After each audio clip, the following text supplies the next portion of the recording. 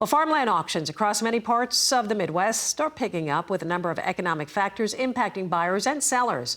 Well, we now want to take a look at spring sales volume. Spencer Smith with the American Society of Farm Managers and Rural Appraisers joins us now for more on this. Spencer, always good to see you.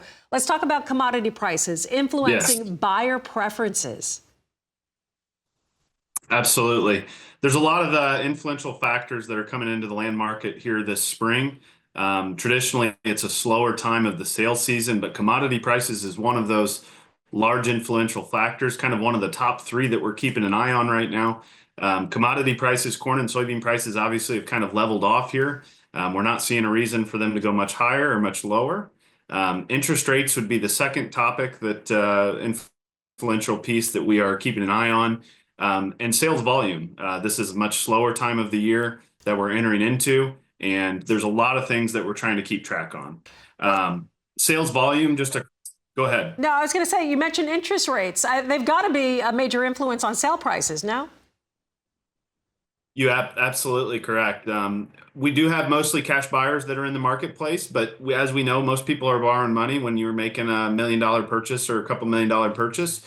And the cost of that money has certainly gone up. So keeping an eye on what the Fed may be looking at doing here over the next couple quarters is going to be influential, especially as we move into a fall sales season that's more traditional. But that's one of the second influential factors. And third would be the sales volume.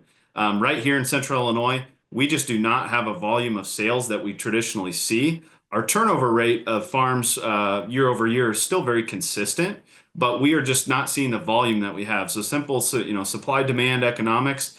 There's just not a lot of opportunity on the market right now. If you're a buyer looking, you could still find a farm to buy, but it's going to be a little more selective. I think most growers are going to see that in their neighborhoods, that we're just not seeing the same number of auctions and listings that we've seen traditionally in years past. And that has influenced the market. I would say here in the Midwest and the row crop space, we are probably off 5 to 10% from our high. Some areas may be more significant, around 15%. So there's a lot of things that we're going to be watching here for 2020 here in the growing season. We're going to see how that crop gets in the ground, but we're also keeping an eye on the geopolitical space as well. And that's something that's going to be very influential, especially as we start talking trade and a lot of those other influential factors here in the ag sector. Yeah, certainly global geopolitically, we're looking at things that consistently are evolving. We keep saying that all of this is very fluid.